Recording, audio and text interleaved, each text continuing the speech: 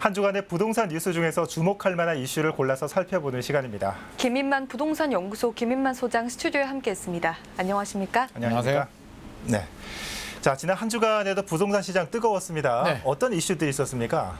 뜨거웠죠. 지금 열대야잖아요. 예. 후끈후끈한데 날씨도 후끈한데 부동산 시장 분위기도 저는 이게 우리 날씨하고 지금 비슷한 것 같아서 후덥지근하잖아요. 부동산 시장 분위기도 후덥지근한데 날씨는 시간이 해결해 주잖아요. 그렇죠. 몇 달 지나면 가을이 오는데 부동산은 시간이 해결 안 해줄 것 같은 불안감 때문에 더욱 덜썩이고 있고요. 오늘 또 한국 부동산원 통계가 나왔는데 예. 더 오른다는 수치가 나왔어요. 그래서 걱정이 더 많아지는데 해결책이 보이지 않은 진짜 열대야 같은 답답한 상황입니다. 예.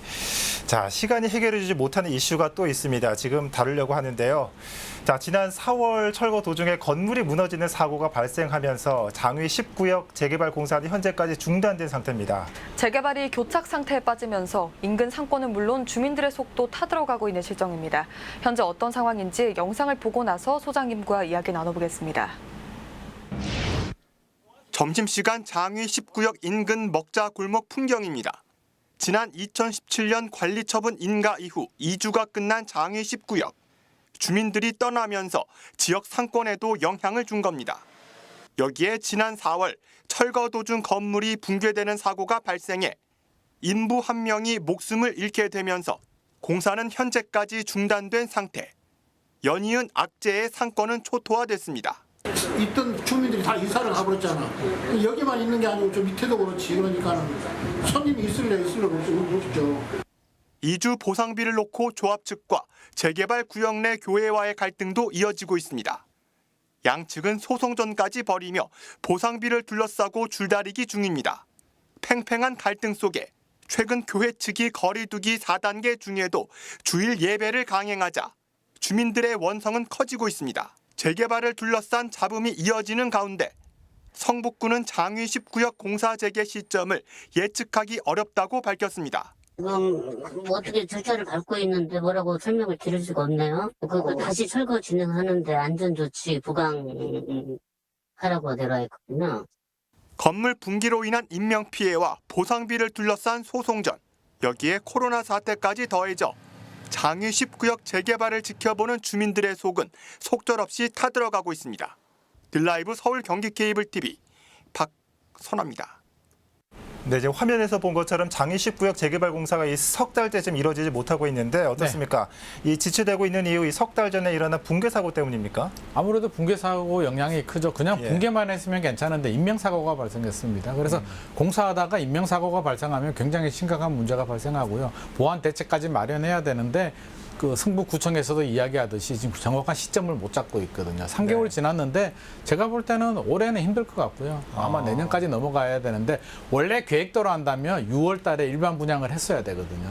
근데 일반 분양 시기가 이제 시장에서 예상하기로는 내년에 일반 분양해야 될 것 같다라고 말이 나오고 있어서 빠르면 6개월, 길면 1년 정도 더 늦어질 것으로 예상이 됩니다.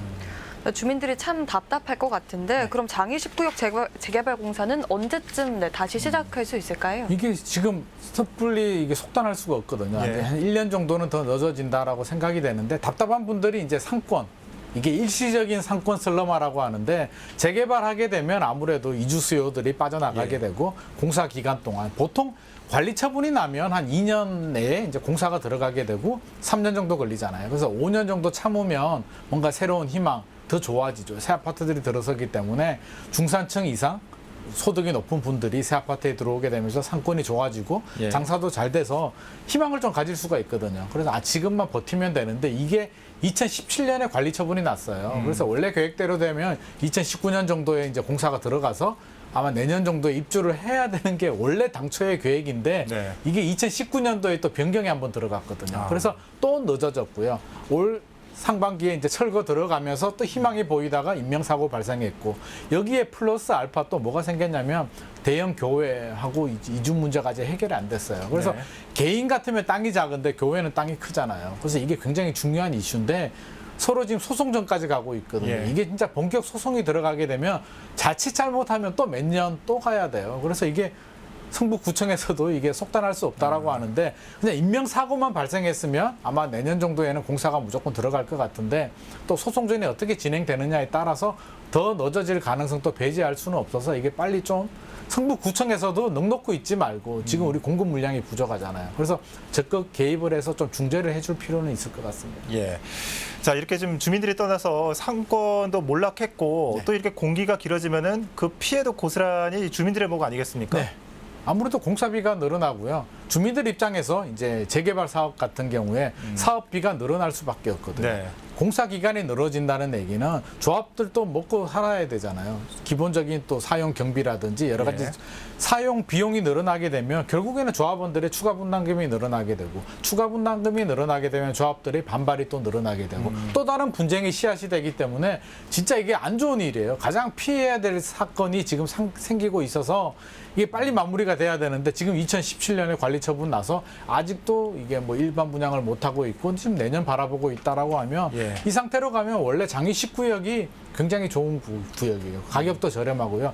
조합원 분양가도 굉장히 저렴하게 나왔고 일반 분양가도 3.3제곱미터당 뭐 2천만 원 초반대 정도로 우리가 예상을 하고 있어서 네. 이렇게만 되면 프리미엄도 많이 붙게 되고 주변 한 6구역 꿈의 그림 같은 경우와 비교해 보게 되면 5억 원 이상 정도 시세 차익을 예상할 수가 있어서 기대감이 굉장히 컸어요. 굉장히 컸는데 이게 인명사고도 발생하게 되고 또 교회하고 또 협의도 안 되고 여러 가지 사업이 길어지게 되면서 조합원들의 고민도 늘어나고 있고요. 조합은 당연히 고민이 되고요. 또 상권에 이게 상권 지금 설러마에 빠진 분들은 도대체 이게 언제 끝날까? 지금 코로나도 힘들어 죽겠는데 사업까지도 이렇게 되니까 여러 가지 불확실성이 이게 겹치게 되면서 안개 속을 지금 걸어가고 있습니다. 네, 그럼 두 번째 이슈를 계속해서 얘기해 보도록 하겠습니다. 지난 7월 16일이 오세훈 서울시장이 취임한 지 100일째 되는 날이었는데요. 벌써 100일 됐네요. 네. 그럼 먼저 지난 100일 동안 오 시장의 서울 부동산 정책 어떻게 평가하고 계십니까?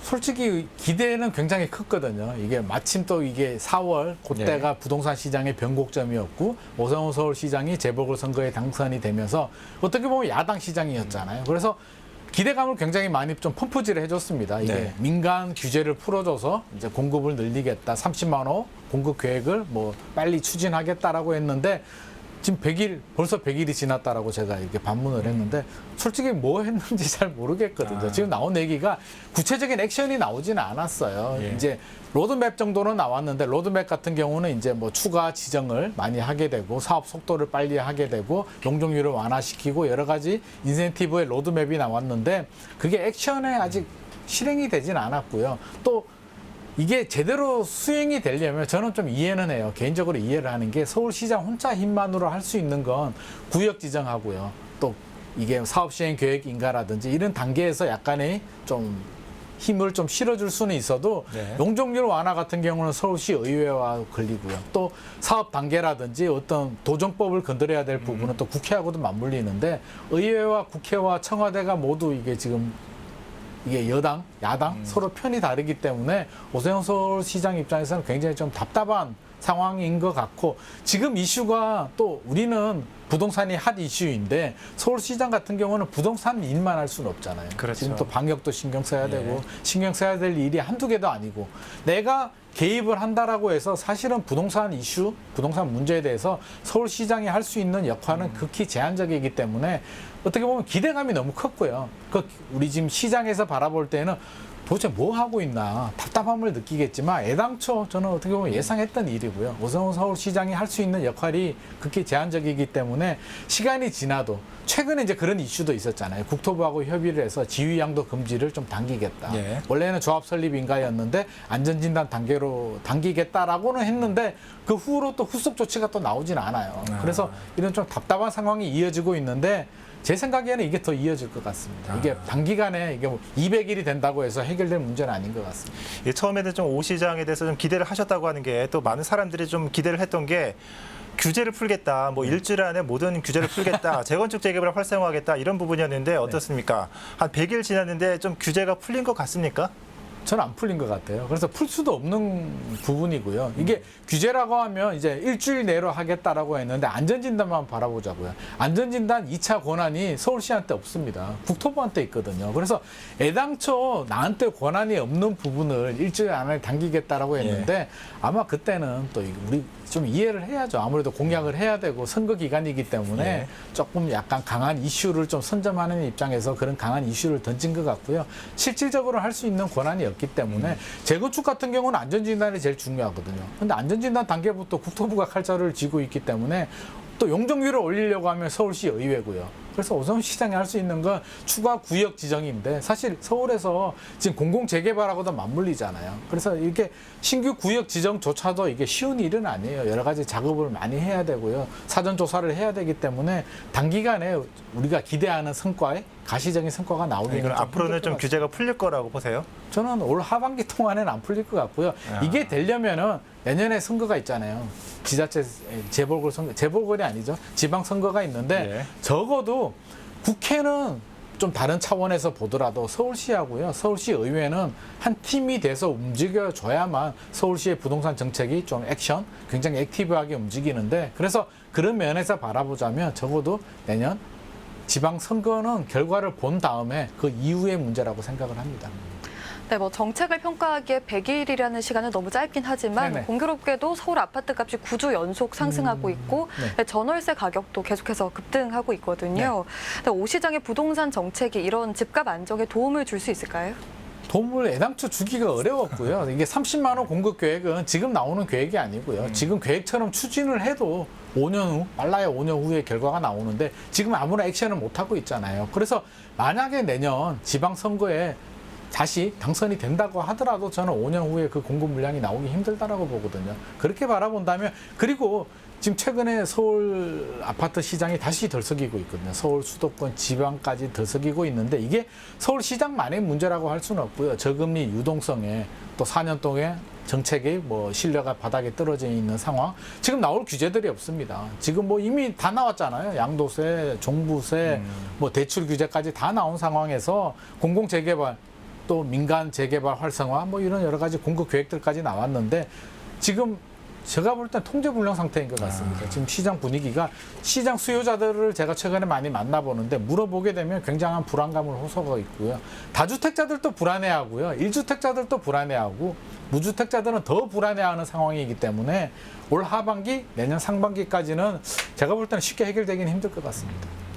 네, 그럼 오 시장은 주택 공급을 늘리면서 집값 안정을 동시에 시켜야 되는 좀 어려운 숙제를 해야 되는데 네. 소장님은 이 어려운 숙제에 대해서 어떤 조언을 하시겠습니까? 와, 이게 사실은요. 제가 만약에 서울시장에 지금 당선이 된다고 해도 뾰족한 답을 못 찾을 것 같습니다. 왜냐하면 할 수 있는 권한 범위 내에서 잘못 건드려버리게 되면요. 또 잘못된 시그널을 줄 수 있어요. 규제 완화라는 시그널을 주게 되면서 안 그래도 지금 투자 심리가 우리 이게 열대야, 무더위처럼 굉장히 뜨거워진 상황에서 자칫 시그널 한번 잘못 주게 되면 모든 책임이 오세훈 서울시장님한테 다 뒤집어 쓰게 되거든요. 그리고 실제로 할 수 있는 권한이 별로 없고요.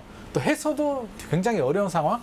어떻게 보면 한편에서는 규제 풀어준다라고 해놓고 토지거래 허가 묶은 거 외에는 도대체 뭘 했냐 뭐 이런 반응들이 나오고 있는데 토지거래 허가도 할 수밖에 없는 상황이었고요. 지금 굉장히 투자 심리가 과열이 되면서 집값이 오르고 있는 상황이기 때문에 설사 권한이 있다고 하더라도 이게 우리가 기대하는 것처럼 민간 재건축 재개발 정비 사업을 규제를 대폭 풀기에는 현실적인 상황도 상당한 무리수가 좀 따르지 않나 싶습니다. 말씀 들어보니까 남은 임기 동안 이 서울 부동산 시장 좀 녹록지 않을 것 같습니다. 쉽지 않습니다. 예, 어떻게 전망하십니까? 저는 더 오를 것 같습니다. 제가 안타깝다는 표현을 좀 하고 싶은데요. 오늘 오전에도 이제 다른 기자분이 전화가 와서 이제 통화를 하면서 제가 서울시장이거나 국토부 장관님이 어떻게 하겠냐라고 물어보더라고요. 그래서 답이 없다라고 했거든요. 답은 제 생각에는 금리 올려야 될 것 같습니다. 금리 올리는데 0.25 정도 올려가지고는 답이 안 나올 것 같고요. 만약에 우리가 시장 수요자라고 가정을 해보자고요. 이게 좀 충격을 먹으려면 우리가 기대보다 더 강한 규제들이 나와야 되는데 예를 들어서 규제라고 한다면 뭐 주택거래 허가 정도 이런 강한 규제들이 나와야 되고요. 금리 같으면 0.25가 아니라 적어도 0.5%포인트 정도 올린 다음에 로드맵을 제시해 줘야죠. 내년에 1%포인트, 매년에 1%포인트씩 해서 2025년까지 계속 올리겠다라는 로드맵을 제시해주면 상당한 충격을 먹으면서 긴장을 할 텐데 지금 아무런 계획이 없고요. 홍남기 부총리도 그렇고 자꾸 고점이다, 버블이다라고 이야기를 하는데 구체적인 팩트, 근거를 제시를 못 해주고 있거든요. 이미 시장의 신뢰를 잃어버린 상태에서 구체적인 팩트, 근거를 제시해주지 못하는 경고는 더 이상 경고, 시장에서 먹히는 경고가 아니기 때문에 저도 답답하게는 생각을 하는데 현실적으로는 뾰족한 답은 없을 것 같습니다. 네, 자 오늘 말씀 잘 들었습니다. 자, 지난 4월 재보궐선거에서 부동산 문제를 해결할 거라는 기대감으로 당선됐던 오세훈 시장. 남은 임기 동안 어떤 해법이 나올지 궁금해집니다. 지금까지 장위 19역 재개발 문제와 취임 100일을 넘긴 오세훈 시장의 부동산 정책 점검해봤습니다. 소장님 오늘 말씀 잘 들었습니다.